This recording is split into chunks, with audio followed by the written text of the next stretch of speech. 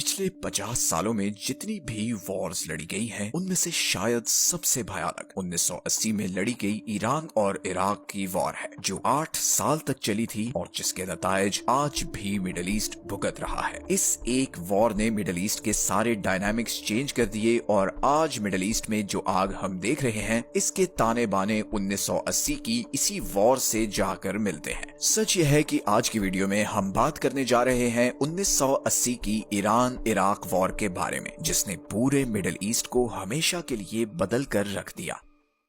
ये है year 1979। Iran में इस वक्त एक जबरदस्त रेवोल्यूशन चल रही है। लाखों की तादाद में लोग सड़कों पर प्रोटेस्ट कर रहे हैं। वो पिछले 26 सालों से ईरान पर हुकूमत करने वाले शाह को हटाकर एक इस्लामिक लीडर आयतुल्लाह खुमैनी को लाना चाहते हैं। ईरानी लोग शाह को अमेरिका और वेस्टर्न पावर्स का वफादार समझते हैं, क्योंकि 1953 में यूएसए और यूके ने उस वक्त के डेमोक्रेटिकली इलेक्टेड ईरानी प्राइम मिनिस्टर के खिलाफ कू करवा कर मोहम्मद रजा पहलवी को ईरान का किंग बनाया था। ये प्रोटेस्ट्स इतनी शिद्दत पकड़ते हैं कि आखिरकार 11 फरवरी 1989 को शाह ऑफ ईरान का तख्ता उलट दिया जाता है और आयतुल्लाह खुमैनी बनते हैं ईरान के नए लीडर। ईरान की इस नई रजीम को शिया मुस्लिम्स लीड कर रहे हैं और वो सारी वेस्टर्न पावर्स के बहुत खिलाफ हैं। हजारों मील दूर अमेरिका ये सब कुछ बहुत शौक में देख रहा है। मिडिल ईस्ट में उसका सबसे पुराना दोस्त अब उसका दुश्मन बन चुका है। लेकिन शौक में सिर्फ अमेरिका ही नहीं बल्कि और भी बहुत से कंट्रीज हैं। ईरान ने पड़ोसी अरब कंट्रीज जैसे कि सऊदी अरब, लेबनान, कुवैत और इराक तक रेडियो ब्रॉडकास्ट्स करनी शुरू की और वहां के लोगों को भी पंप करना शुरू किया कि वो भी इनकलाब के लिए सड़कों पर निकलें। इन सब अरब कंट्रीज को ये चीज बिल्कुल पसंद नहीं आई। सऊदी किंग को डर है कि कहीं ईरान जैसी रेवोल्यूशन इधर आ गई तो शाह ऑफ ईरान की तरह